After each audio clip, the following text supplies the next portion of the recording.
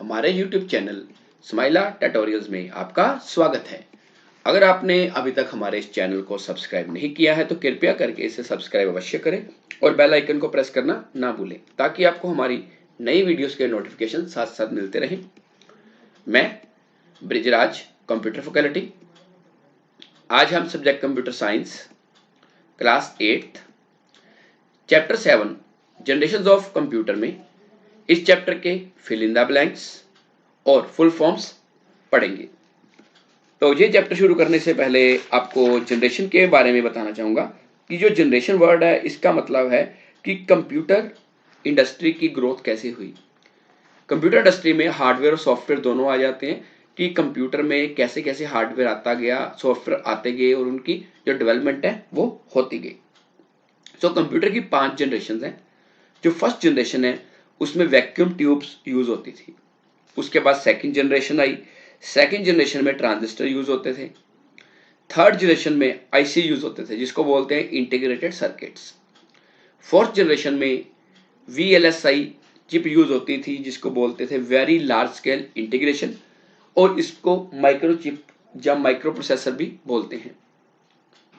Fifth generation में use होती है अल्ट्रा लार्ज स्केल इंटीग्रेशन जिसको बोलते हैं यूएलएसआई। तो सबसे पहले बात करते हैं fill in the blanks. Number 1, second generation used the dash as their basic component. तो इसके ऑप्शंस हैं वैक्यूम ट्यूब्स, वीएलएसआई, ट्रांजिस्टर और यूएलएसआई। तो इसका सही आंसर है ट्रांजिस्टर। कि जो सेकंड जनरेशन वाले कंप्यूटर थे उनमें ट्रांजिस्टर यूज होते थे। इससे पहले फर्स्ट जनरेशन थी जिसमें वैक्यूम ट्यूब यूज होती थी। Number 2, the dash generation of computers used VLSI circuits। कि कौन सी जनरेशन कंप्यूटर्स में VLSI सर्किट यूज होते थे।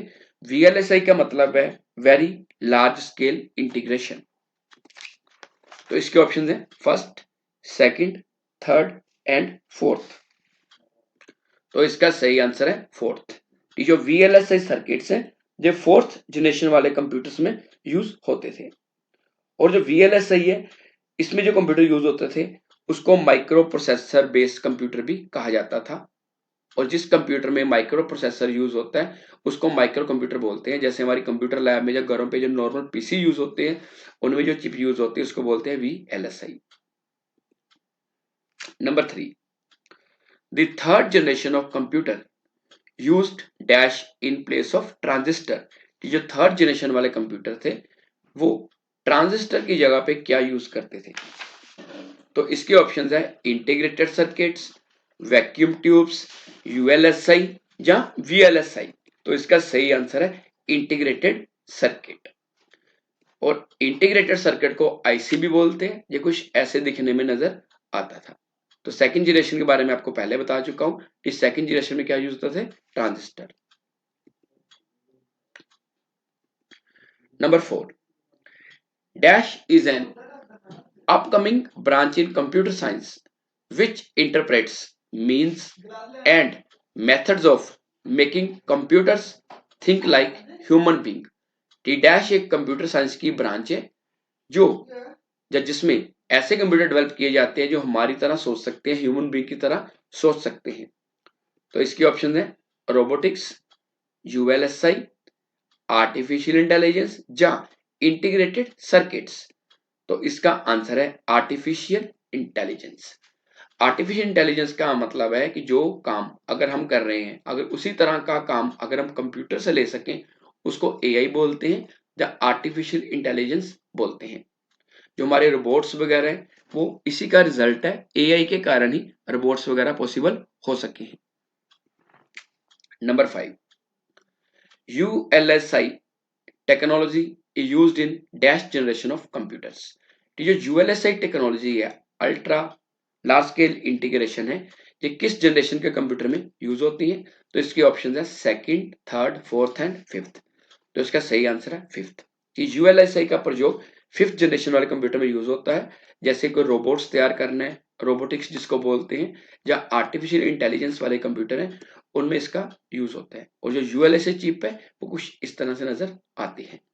और इसके बारे में बताना चाहूंगा फिफ्थ जनरेशन वाले कंप्यूटर्स में। फिफ्थ जनरेशन जो कंप्यूटर्स हैं वो फर्स्ट, सेकंड, थर्ड, फोर्थ सभी से ज्यादा फास्ट है और इनको हम आसानी से एक जगह से दूसरी जगह पोर्ट कर सकते हैं और ये कंप्यूटर कॉम्पैक्ट होते हैं। आगे हैं फुल फॉर्म्स। तो नंबर 1 है ENIAC की फुल फॉर्म क्या है? तो इसकी फुल फॉर्म है electronic numerical integrator and computer. ये बताना चाहूंगा कि ये जो कंप्यूटर है ये बहुत बड़ा कंप्यूटर होता था लाइक दिस, और ये फर्स्ट जनरेशन में कंप्यूटर यूज होता था। इसको यूएसए के द्वारा मिलिट्री की रिक्वायरमेंट के अकॉर्डिंगली तैयार किया गया था, जिसकी स्पीड काफी फास्ट थी कैलकुलेशंस करने के लिए। नंबर 2 IBM की फुल फॉर्म क्या है? तो IBM की फुल फॉर्म है इंटरनेशनल बिजनेस मशीन्स। जो IBM है इसके बारे में बताना चाहूंगा कि IBM एक कंपनी है जो कंप्यूटर तैयार करती है। IBM ने 1952 में एक कमर्शियल कंप्यूटर तैयार किया गया था जिसको नाम दिया था IBM 701। Number 3 full form of IC की फुल फॉर्म क्या होती है? तो आईसी की फुल फॉर्म होती है इंटीग्रेटेड सर्किट। और जो आईसी है इसका प्रयोग थर्ड जनरेशन कंप्यूटर में होता था और जो आईसी वाले कंप्यूटर थे वो सेकंड जनरेशन और फर्स्ट जनरेशन वाले कंप्यूटर से फास्ट थे। नंबर 4 VLSI की फुल फॉर्म। VLSI की फुल फॉर्म है वेरी लार्ज स्केल इंटीग्रेशन। और VLSI चिप ऐसे होती है, जो हमारे माइक्रो कंप्यूटर है उनमें VLSI चिप यूज होती है। जो VLSI चिप है इसको माइक्रो प्रोसेसर या माइक्रो चिप भी बोलते हैं।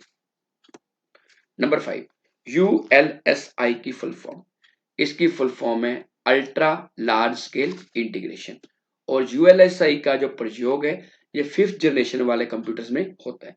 फिफ्थ जनरेशन वाले कंप्यूटर्स कौन से हैं? जैसे रोबोटिक्स, या कंप्यूटर में हम गेम प्लेइंग करते हैं जैसे चेस जैसी गेम खेलते हैं, या NLP जिसको बोलते हैं नेचुरल लैंग्वेज प्रोसेसिंग, कि कंप्यूटर को हम बोल के कमांड देते हैं, या वॉइस रिकॉग्निशन मीन्स कि हम बोल के कुछ करते हैं तो आगे अपने आप टाइप हो जाता है, वो इसी की एग्जाम्पल है।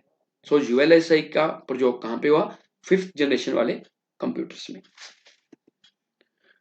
तो सिक्स्थ है AI की फुल फॉर्म है आर्टिफिशियल इंटेलिजेंस। आर्टिफिशियल इंटेलिजेंस भी जो है ये फिफ्थ जनरेशन का ही रिजल्ट है। इसमें रोबोटिक्स वगैरह यूज होते हैं, या आप पिक्चर में देख रहे हो कि जो रोबोट हैं वो AI के थ्रू तैयार होते हैं। AI भी फिफ्थ जनरेशन वाले कंप्यूटर में यूज होती है। तो आज के लिए इतना ही, अगली बार फिर किसी नए टॉपिक के साथ मिलेंगे। अगर आपकी कोई क्वेरी है तो आप कमेंट सेक्शन में पूछ सकते हैं या अपने कंप्यूटर अध्यापक की मदद ले सकते हैं। धन्यवाद।